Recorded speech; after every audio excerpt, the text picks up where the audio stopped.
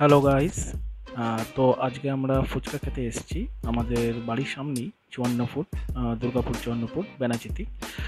তো এখানে আমরা ফুচকা খেতে চলে এলাম সুরাজ ফুচকা স্টলে। তো এখানেই আমি অনেক দিন ধরে খাই। এখানে বেশ দারুণভাবে ফুচকাটা বানায়, আমাদের খেতে বেশ ভালোই লাগে। আপনি যেমন করে বলবেন সেরকম করে বানিয়ে দেবে। বেশ মশলাটা খুব সুন্দর বানায়। আর দারুণ ভিড় হয়। সবাই খুব ভালোভাবে খায়। তো আপনারা দেখতে পাচ্ছেন কত সুন্দরভাবে পেঁয়াজগুলো কেটে নিল। আলু, ঘুগনি, ওখানে দেখতে পাবেন যে একটা থালার মধ্যে সেই ঘুগনি আর বাকি যে আহ, মানে সবজিগুলো আছে, মানে লাইক গাজর, বিট, শসা ছোট ছোট করে পিস পিস করা আছে।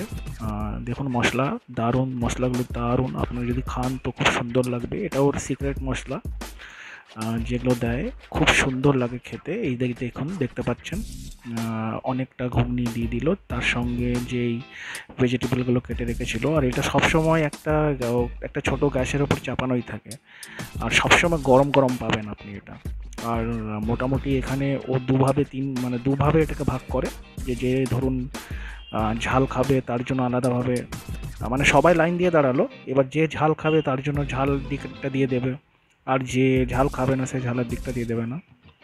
তো দেখতে পাচ্ছেন কত সুন্দরভাবে মাখছে। দেখতে দারুণ লাগছে। মশলাগুলো খুব ভালো ইউজ করে। আর আমি এখানে অনেক দিন ধরে খাই। তো আপনারা যারা দুর্গাপুরে আছেন বা দুর্গাপুরে ঘুরতে আসবেন, বেনাচিতির দিকে আসলে অবশ্যই সুরজ ফুচকা স্টলে এসে একবার ফুচকা খেয়ে যাবেন। আশা করি আপনাদের খুব ভালো লাগবে। তো আসলে একটু হাতে সময় নিয়ে আসবেন, কারণ বিকালবেলার টাইমটাই বসেও। আর দারুণ ভিড় হয়। তো বিয়েবাড়ি বা যে কোনো অনুষ্ঠানেও ও ফুচকা দিয়ে দেয়। আর আমি আমার নিজের বিয়েতেও একেই বলেছিলাম ফুচকা স্টলের জন্য। দেখতে পাচ্ছেন কত সুন্দরভাবে মাখছে। আপনাদের অনেকেরই হয়তো জিভে জল আসছে। তো আপনারা মানে খেলে আপনারা বুঝতে পারবেন কেন আমি এত সুনাম করছি। খুব ভালো খেতে। দেখুন মশলাটা একটু সামনে থেকেই দেখুন, আমি দেখাচ্ছি। তো এইভাবে দেখুন, পেঁয়াজ লঙ্কা বেশ অনেকটাই ইউজ করে। আমরা যখনই বলি বেশ অনেকটা করে ইউজ করে।